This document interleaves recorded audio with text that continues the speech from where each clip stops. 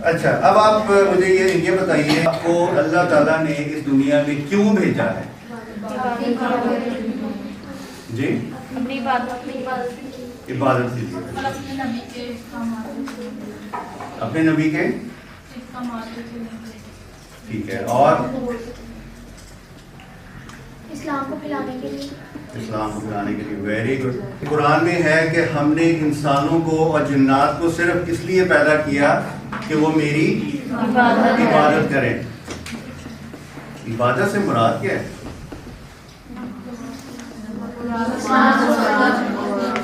इबादत से मुराद क्या है? नमाज पढ़ना, ठीक है। इस्लाम को समझना, अल्लाह ताला की इताअत करना। इताअत से क्या मुराद है?